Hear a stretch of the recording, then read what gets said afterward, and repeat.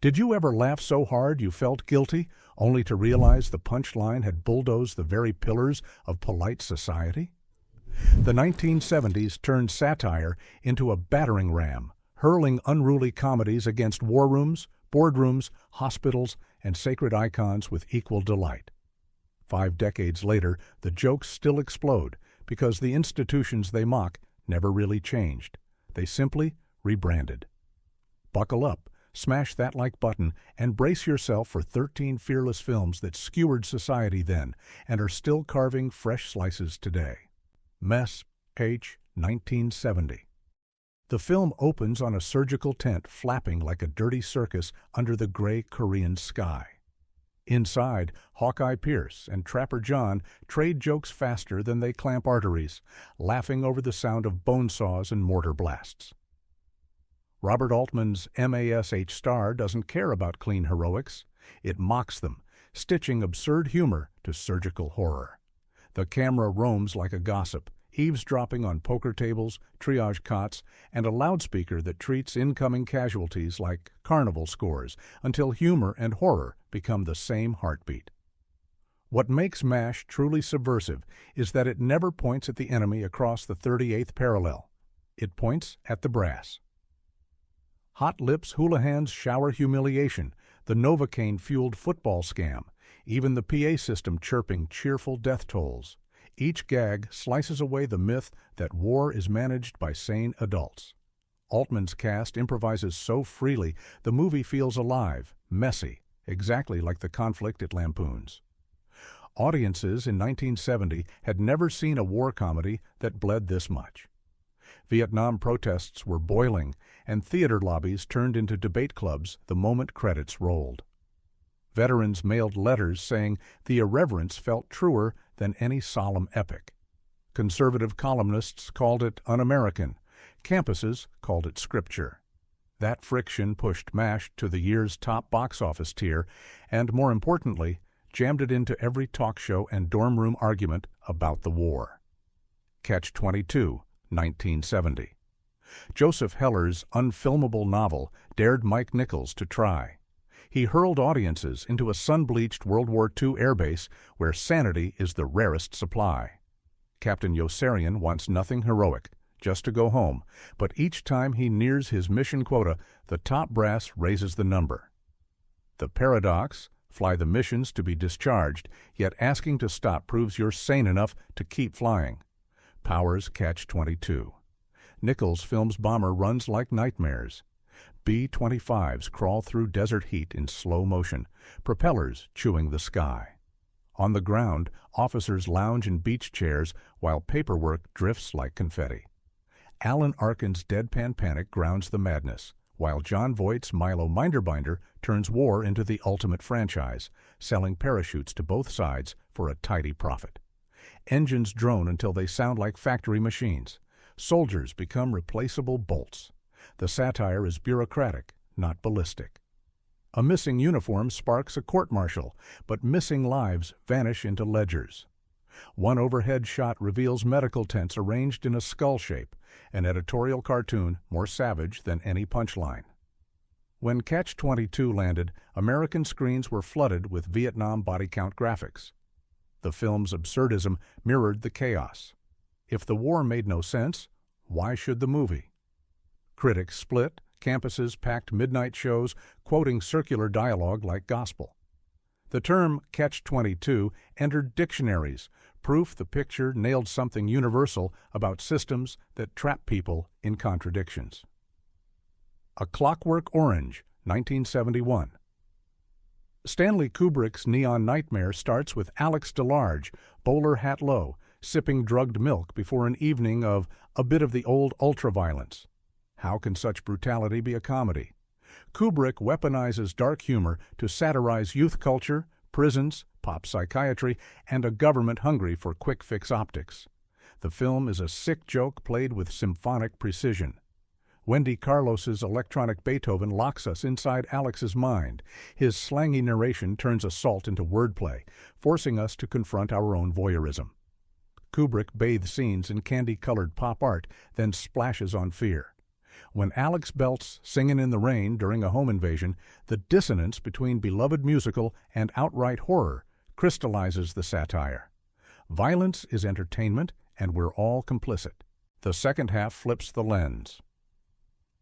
The state condemns Alex to the Ludovico technique, an aversion therapy that makes him physically sick at any violent impulse, then parades its reformed monster for cameras. Kubrick's message is sharp. Society will mutilate free will if it makes crime stats look tidy. The eye clamp scene is so grotesque, it circles back to absurdity.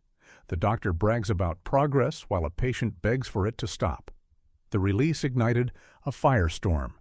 British tabloids blamed copycat crimes. Censors slashed or banned screenings. Kubrick himself pulled it from UK circulation. Controversy only amplified its echo. Students dissected its moral riddles. Bands sampled dialogue. Fashionistas borrowed dystopian chic. The Hospital, 1971.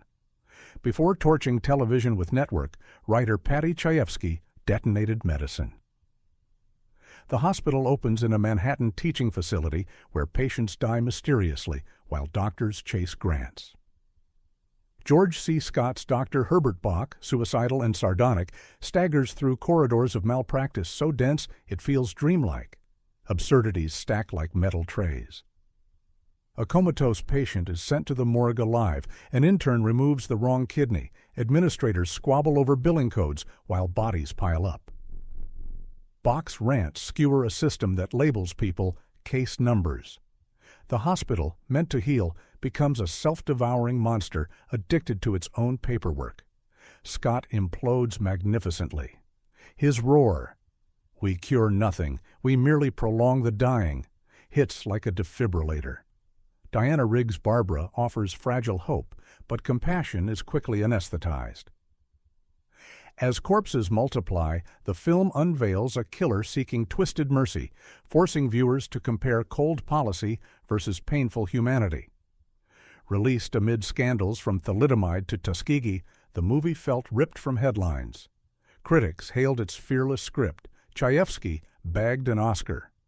Viewers left laughing uneasily, suddenly aware their next appointment might be logged by someone who never looks up from a clipboard. Some hospitals reported spikes in watchdog complaints, art poking real-world systems. The Ruling Class, 1972. Picture an English manor draped in cobwebbed privilege. The new 14th Earl of Gurney descends the staircase in white robes and announces, "I am Jesus Christ, and I should know, because I've been crucified."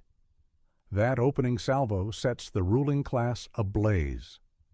Peter O'Toole's Jack Gurney, a schizophrenic aristocrat, inherits title and estate after his father dies in a bizarre autoerotic mishap. Jack's relatives aren't horrified he thinks he's God. They're horrified he'll embarrass them in Parliament. Their fix? Cure him, then puppet his vote. Electric shocks and Freudian role-play follow, staged like deranged vaudeville. When therapy works, Jack no longer identifies as Christ. He believes he's Jack the Ripper. The joke cleaves privilege open. Society will accept any madness if it protects power. Medic frames the manor as decaying theater. Portraits leer, a mounted stag head judges silently.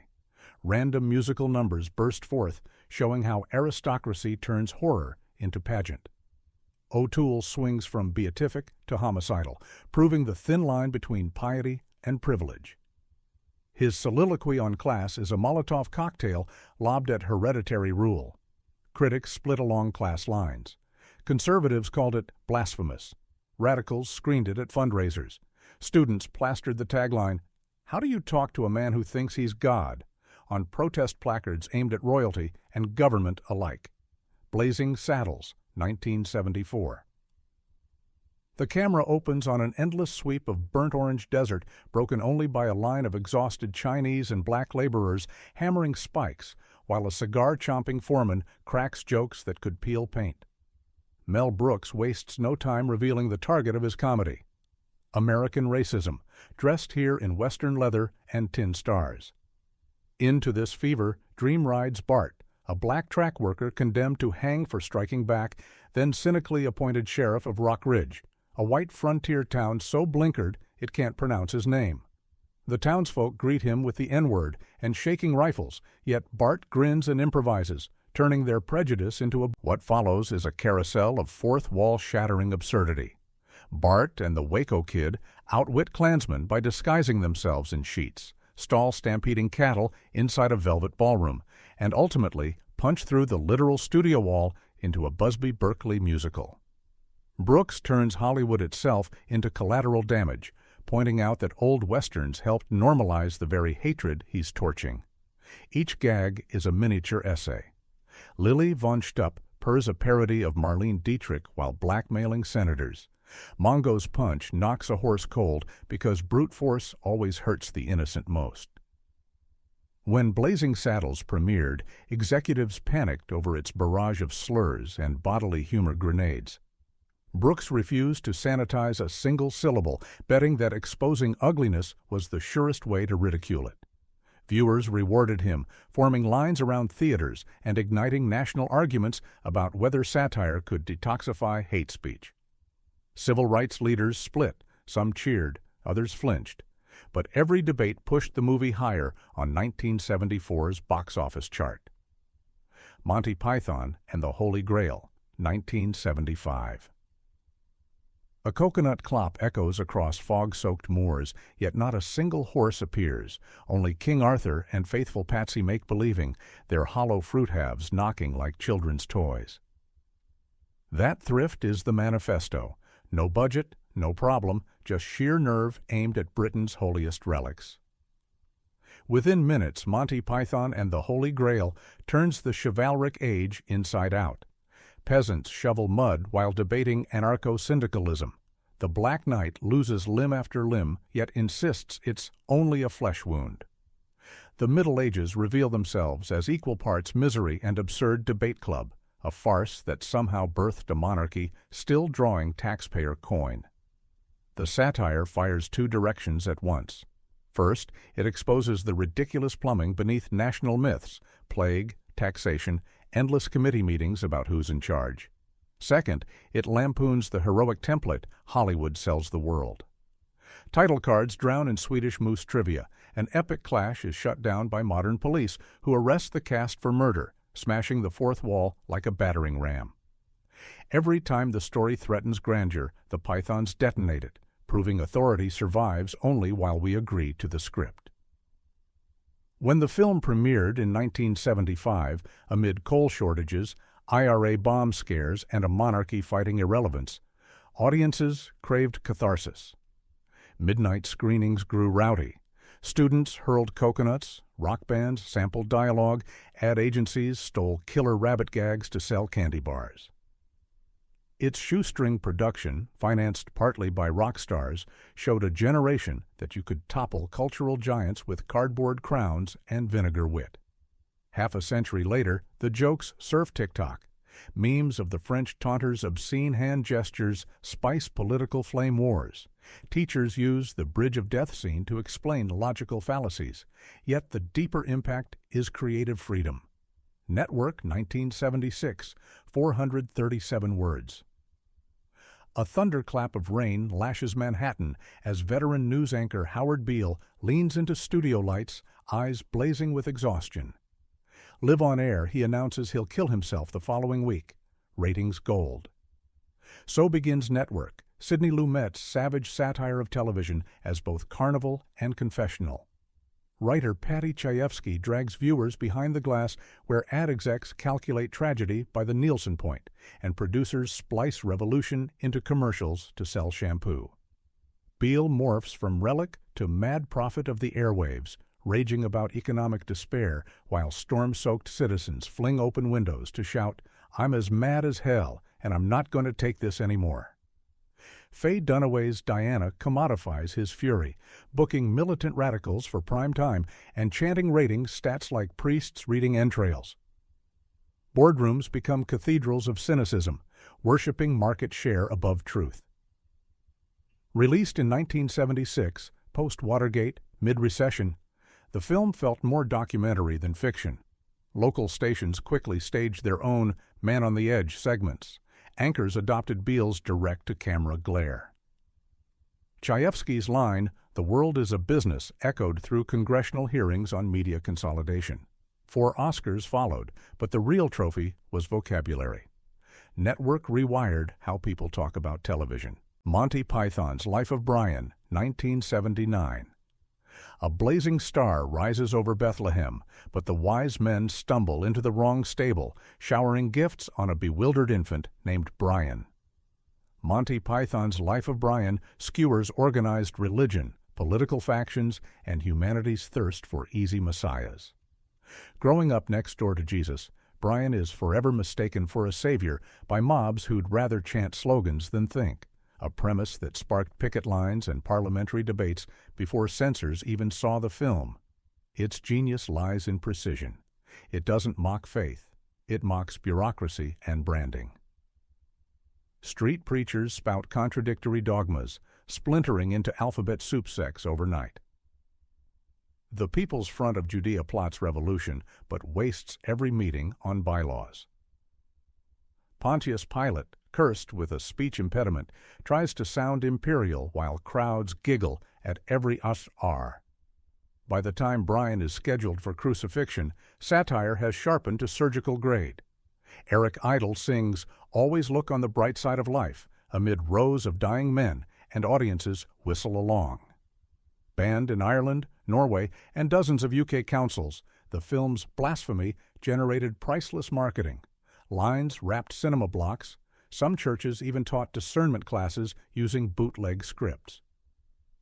The controversy ballooned profits large enough to finance multiple British indies, reshaping the nation's film landscape. Being There, 1979.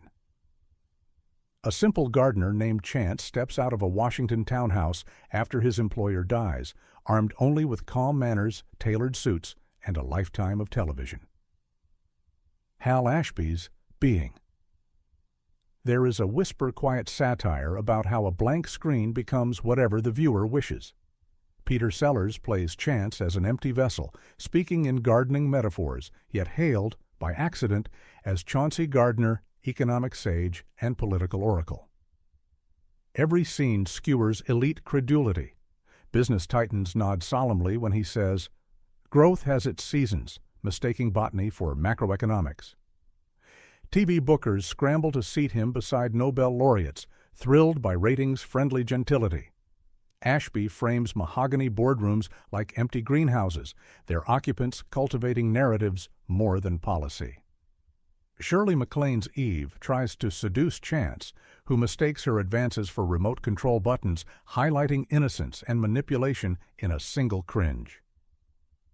Released in 1979, the film arrived as America tuned into personality politics, shiny candidates, catchy slogans, televised debates measured by smiles. Critics hailed it as Sellers' swan song. Jimmy Carter's aides reportedly screened clips to warn against surface charm. TV pundits debated whether the ending, Chance walking across a pond, proved divine favor or cinematic whimsy, missing Ashby's meta-joke that interpretation reveals more about the interpreter than the act. In today's influencer economy, Chance feels prophetic. Platforms reward soft-spoken aesthetics and quotable blandness. Corporate boards still crave calming slogans to pace markets. University media courses pair Being There with TikTok case studies, asking why we keep mistaking familiarity for insight. The impact is subtle but lasting. Political scientists cite it when charting outsider candidates who trade policy for feel-good metaphors. Slapshot, 1977. The Charlestown Chiefs are circling the drain. Empty stands, unpaid salaries, a Rust Belt town collapsing around their chilly arena. Enter player-coach Reggie Dunlop, played with twinkling profanity by Paul Newman, who discovers that violence sells more tickets than strategy ever could. He unleashes the bespectacled Hanson brothers, 3 human wrecking balls who treat every face-off like the start of a bar brawl. And suddenly the team's losses become viral theater. Director George Roy Hill films it all in grimy locker rooms and half-lit bus stations, letting us smell the stale beer and economic hopelessness that fuel the mayhem. But the real opponent isn't the ice. It's late 70s capitalism. Management wants to fold the franchise for a tax write-off. The mill that once supported the town is closing, and the crowd craves blood because it feels like the only honest transaction left. Every slapstick body check lampoons a system that rewards spectacle over substance. Newman's tooth-chipping grin masks panic as he markets carnage the way a hedge funder flips bankrupt stock. When Slapshot hit theaters, the NHL was cleaning up its image after real brawls tarnished broadcasts. Critics were divided. Some scoffed at the language, others hailed its brutal honesty. Yet audiences howled. Minor league arenas reported spikes in attendance and copycat stunts. The film's R-rated locker room slang became shorthand for working-class frustration, inspiring think pieces on sports as blue-collar release valves. Fun with Dick and Jane, 1977. Dick Harper kisses his wife goodbye, commutes to an aerospace firm, and learns mid-coffee that he's economically redundant. Within weeks, the pool is repossessed, creditors circle, and suburbia's shiny promise rusts before Jane's horrified eyes. In Ted Kotcheff's pointed farce, the all-American couple tries job fairs, moonlighting gigs, even selling blood, before embracing the one growth sector left, crime. Their ski-masked holdups of grocery stores and phone companies morph from desperation to gleeful revolt against a system built on executive golden parachutes. Kotcheff shoots manicured lawns and plastic Christmas deer like museum dioramas, symbols of a consumer dream just one pink slip away from collapse. George Siegel's Everyman Panic pairs perfectly with Jane Fonda's sharpened wit. Together they transform polite cocktail party small talk into reconnaissance for their next heist. The satire bites hardest when the Harpers discover their neighbors quietly fencing stolen goods to keep up appearances. Crime, it turns out, is simply capitalism stripped of euphemism. Released amid stagflation and gas lines, the film struck a nerve with middle-class audiences watching savings evaporate. Reviewers called it Robin Hood in a powder blue station wagon, and some credit unions reported a surge in overdue loan jokes scrawled on payment envelopes. The studio green-lit urgent reprints of the poster. Dick and Jane, grinning under ski masks, waving cash like lotto winners. America's recession portrait in one frame. Real life, 1979. Albert Brooks greets a suburban family with a grin so wide it borders on menace. We're going to capture reality. His crew installs wall-mounted cameras and infrared rigs, promising an unfiltered documentary year. What unspools is real life, a meta-satire that predates reality TV by 2 decades and nails its darkest tendencies on the first swing. Brooks plays a twisted version of himself, director, star, and brand ambassador, obsessed with ratings curves and focus group buzzwords. The Jaegers, chosen for their typical normalcy, quickly buckle under scrutiny. Mom's veterinary surgery goes viral for accidental horse euthanasia. Dad's midlife crisis is live-streamed in prime time. The kids perform trauma for applause. Brooks manipulates scenes, suggests catchphrases, and eventually appears in a musical number wearing a chrome jumpsuit, insisting it's still verite. The satire cuts deepest when the family begs for privacy, and Brooks responds with bigger lenses. Upon release, audiences weren't sure if they'd watched fiction or a prank.